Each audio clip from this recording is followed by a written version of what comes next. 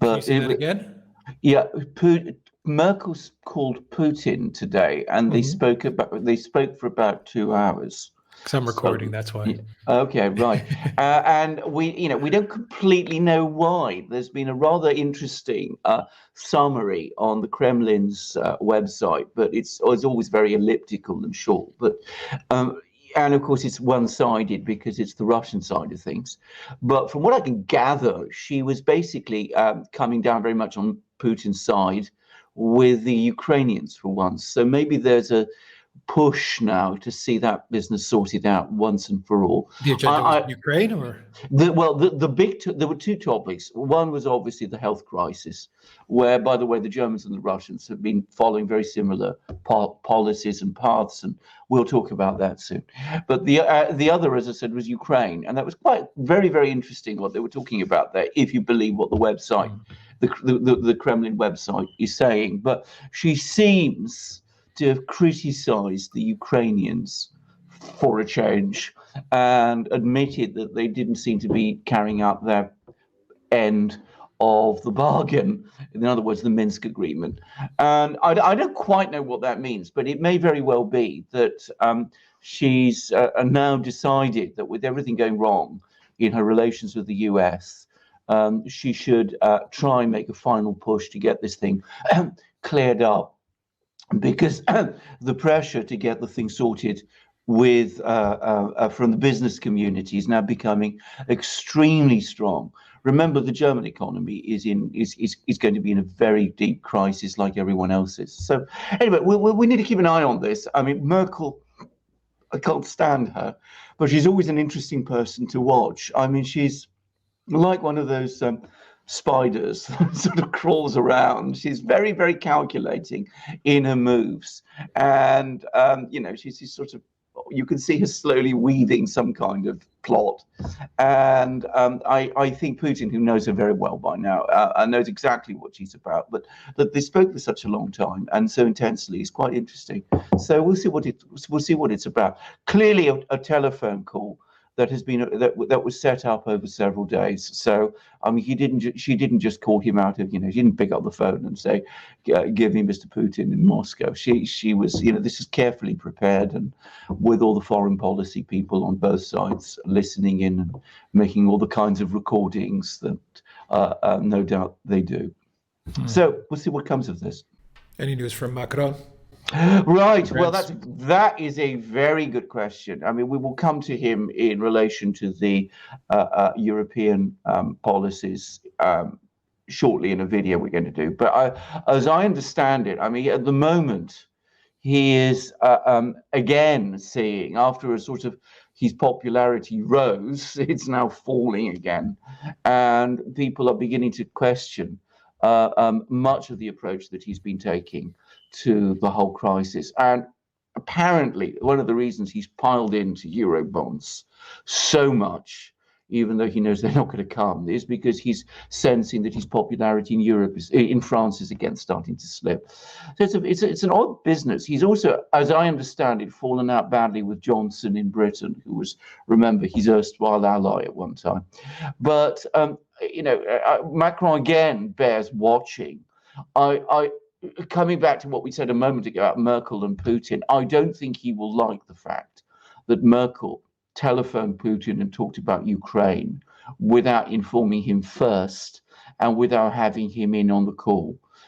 Macron's idea is that all these calls should be Merkel and himself with Putin, not just Merkel calling Putin by herself. Having said that, I would add, that doesn't stop Macron calling Putin himself, which he did a few days ago. So, I mean, both Macron and Putin and Merkel have both called Putin, though for slightly different reasons, as far as I can tell. Macron's idea, I should just to say that, I mean, just goes to show the grandiosity of the man. The reason he called Putin is that he's been promoting this extraordinary idea of what he calls a worldwide ceasefire. Now, his idea is that all countries around the world should stop fighting each other whilst the health crisis is underway, and that there should be a worldwide ceasefire. What he, of course, really has in mind is Syria. He wants the Russians and the Syrian army to stand down in Syria. But, Macron would not be Macron if he didn't, package all that in grandiose language. As far as I can tell, Putin said no. Australian Prime Minister Scott Morrison Alexander had a phone call with Trump, Merkel, and Macron. Oh, really? The other day, yeah. Oh, really? And he's calling for an international investigation as to the origins of the CV, and also taking a look at the WHO. Of course, China's pissed off. They're saying that Australia is taking its marching orders from the US and Macron. Why am I saying this? Because it was Macron who actually told Australia that now is not the time to be assigning blame for this pandemic. Oh, my goodness. So it looks like Macron is telling Australia to back off of calling for an investigation. Well, there's going to be an investigation. Yeah. I mean, let's be absolutely clear about this. There's going to be. I mean, there already is a U.S. investigation. I mean, I know that for a fact. I mean, it's not a secret. I mean, it's been in the media in the United States. They are investigating the origins of the corona crisis. There's also an investigation carried out by China. The Chinese, I am sure, have been sending all their teams of investigators to find out exactly who was doing what, where, when, and what kind of messages were passing backwards and forwards. And if you have if you think that the Chinese may be covering up something, which quite possibly they are, they were no doubt going around destroying all the evidence. I mean, that's what they're doing. But the point I am making is investigations are already underway. I think actually it makes complete sense to pool all these various investigations and, to find out exactly how this thing started. I keep an open mind about this. I mean, I don't know. I don't think it was a bioweapon. That's the one thing I don't believe. But it could have been a leak from a laboratory. By the way, a Russian scientist said that that possibility can't be excluded. So who knows? Well, no, about bioweapon, I disagree with you. I think it quite possibly could be a bioweapon. I think there's a lot of evidence that it could be a bioweapon. I also think there's a lot of evidence that it did leak from the Wuhan lab, and Brett Baer and Fox News actually did a pretty good expose on that. I stress again, I keep a completely open mind about this. I mean, I really don't. I mean, I'm not qualified to say. I don't know. I will. If it's a bioweapon, right? I mean, we don't know. We don't know. But we don't know. But I mean, I don't on balance think it was. I'll tell you. The only reason I'll tell you why I don't think it was is if it was a bioweapon, it seems to me an odd bioweapon that is more dangerous for old people than young people, when it's young people who run an economy and fight in armies. But I am not a scientist in this field. I keep an open mind. Certainly an investigation does need to happen. I predict we will know the answers, by the way. This time next year, we will know exactly everything. That's my own personal guess. Yes, I am. I don't think we'll ever know, but I am. I mean, we may have walls of denials, but we will get to the truth of that. I am reasonably certain. I hope we do. But Alex, can I just point out something? If somebody covers things up, let's say China covers things up, that in itself creates a document trail. I mean, but a cover up is itself evidence. Never forget that. Never forget that. One of the reasons, for example, I take a different view on MH17 than most people, or at least than the official line does, is as far as I can see, the Russians didn't cover up. They were quite open. They provided evidence. The Dutch weren't looking at it. With the OPCW, as we have seen and reported in our videos, it's a completely different story. If the Chinese are hiding something, then we will have a very shrewd idea by this time next year, even if it's only because they're covering up.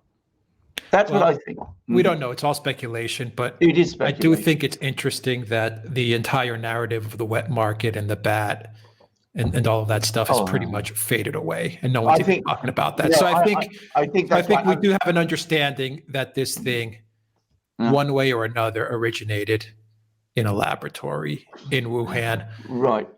That laboratory is close to the city. I think it's close to the city in much the same way that the Skripal case, to me, was always odd that you had this Novichok, which was in Salisbury, and you had the laboratory just a few miles down the road as well. A point, by the way, which the British don't like to be reminded about.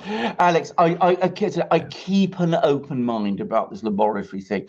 I mean, what you've discussed is what you might call evidence by omission, positive evidence, actual evidence of a leak. That is what I would like to see. If it happened, I predict it will come. But so far, we haven't seen it. So, let's keep an open mind. I'm not saying this theory is wrong. What I'm saying is I keep an open mind. I follow what is said. We may find that is exactly what happened. Here's where I'm a little more pessimistic, and I go back to the Skripals. When did that event happen? It's March 2018. We still don't know what really happened. 2 years. 2 years. We still don't know what really happened. We don't. And we don't even know where they are. Well, we don't know where they are. How troubling is that? I mean, there is a report. I mean, I've seen it in one of John Helmer, the Russianist journalist. He's written a very interesting book on this subject, in which he said that, and provided good reasons to think that they're being held on a military base in Britain, and that they are still alive, probably. But where are they? I mean, it's very troubling that people don't ask those questions. But can I just say something again? One of the reasons why I'm very skeptical about the official story in Britain is yet again the same reason that I just said. The British are not being forthcoming with information. They're not being forthcoming information. You would expect that Yulia Skripal and Sergei Skripal would be visible, to at least reassure us that they are still alive, and would be giving their own accounts of things in public by now. The fact that they are not is evidence itself. Yeah.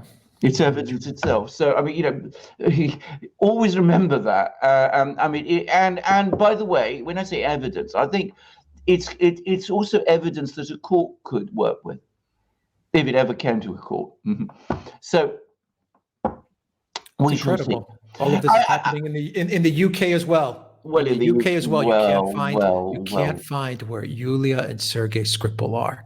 Well, of course, the UK. Well, the British authorities know, but can I just say once again, and not for the first time, the British political class has behaved appallingly. And where is the opposition Labour Party in this? Where's Russia? These are Russian citizens. Well, indeed.